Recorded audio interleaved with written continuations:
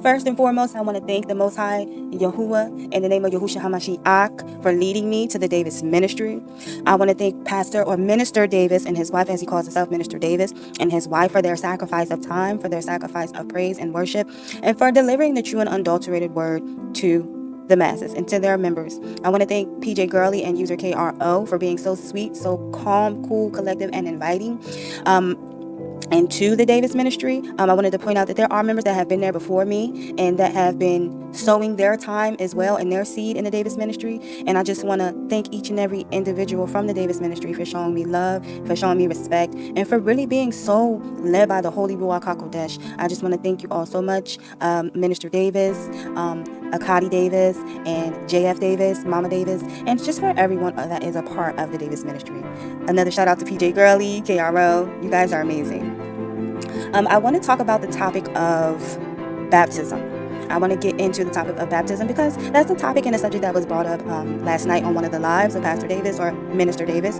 And I wanted to point out that there is nothing wrong with coming together as a congregation and being baptized. The topic that I want to get into is how we can get resources together and finances together to be baptized, respectively. There's an order to this thing. You know, when we do this, each and every one of us live in different locations. So how are we going to do this? Hey, you know what? We can't expect the pastor to pay for everybody on everybody's dime to come here and to get baptized. You know what I'm saying? And I know a few people were like, well, I live in their location, so I can do this. But you have to remember, this ministry is also a married couple. Everything has to be done in decency and in order. Can we come together as a group, a part of this ministry, to also pay for the pastor and his wife's room and board for a weekend? And Mama Davis, aka JF Davis, can't forget her. For 3 days while we have church, while people are filled with the Holy Ruach HaKodesh, where people are baptized, we're reading the scripture, he's putting his time, Pastor Davis is putting his time and his effort into dipping these people in the water, praying over them. How many people want to come? How much money do we individually need? How are we going to get here? How are we going to eat? How are we going to sleep? You know what I mean?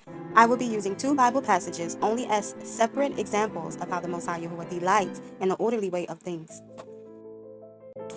In 1 Corinthians 14, verses 36 through 40, Paul had rebuked the people at Corinth because they were acting in a very childish manner.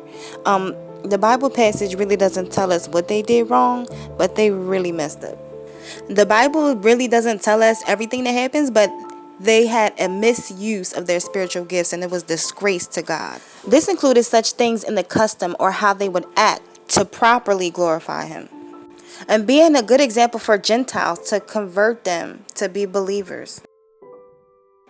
There is a way that seems right to a man, but in the end it leads to death. Now I want to read a little bit about the Levites for another example. I give to the Levites all the tithes in Israel as their inheritance in return for the work they do while serving at the tent of meeting. From now on, the Israelites must not go near the tent of meeting, or they will be bear consequences of their sin and will die. It is the Levites who are to do the work of the tent of meeting and bear the responsibility for any offenses they commit against it. This is the lasting ordinance for the generations to come. They will receive no inheritance among the Israelites. Instead, I give to the Levites as their inheritance the tithes that the Israelites present as offering to the Lord. That is why I said concerning them, they will have no inheritance among the Israelites. Now please remember, as I read, I am in no way, shape, or form comparing any one of you to the people mentioned in these scriptures. When I'm using these particular passages, it is only to point out that Yahushua HaMashiach absolutely designed order and he honors it. So it's good to keep things decent and in order when it comes to ministry and people in ministry. If the Most High has commandments for us to follow as the wild branch and the original branch, and one of the most important ones is in Galatians 5:14, for the entire law is fulfilled in keeping this one command, love your neighbor as you love yourself.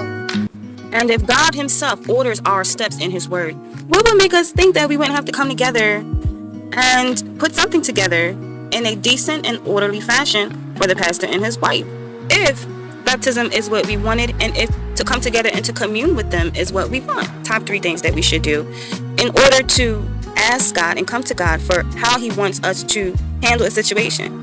Now, I didn't really know everything, so I just looked up a few steps. So I'm going to read. Point number 1, being honest with God about what you are feeling. God knows everything you think and feel, so there's no sense in hiding. As you are asking for what you want, be completely honest about your thoughts and feelings.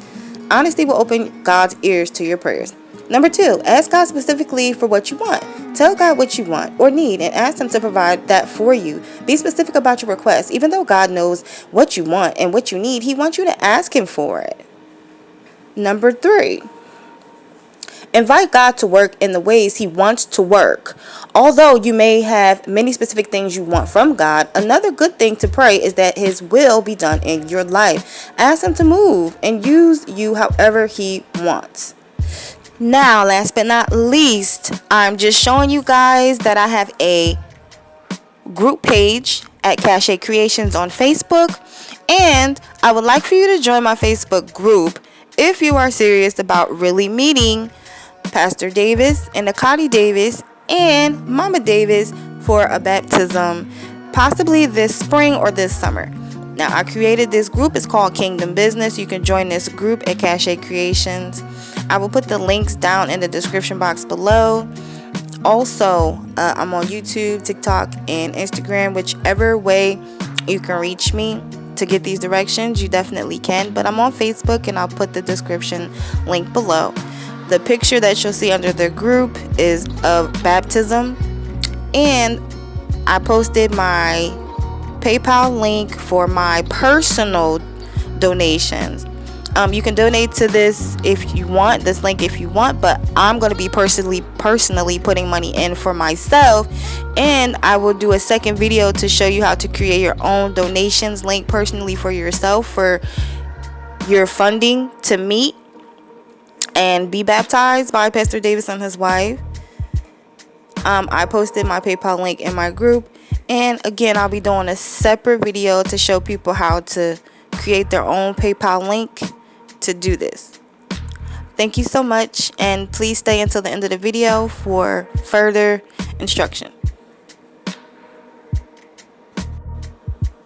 Again, I will be posting a second video on how to save for your own trip for baptism if the Most High approves it through His servant at Davis Ministry. Remember, the Most High Yahuwah has the last say, but until then, faith without works is dead, so it's wise to save your own money.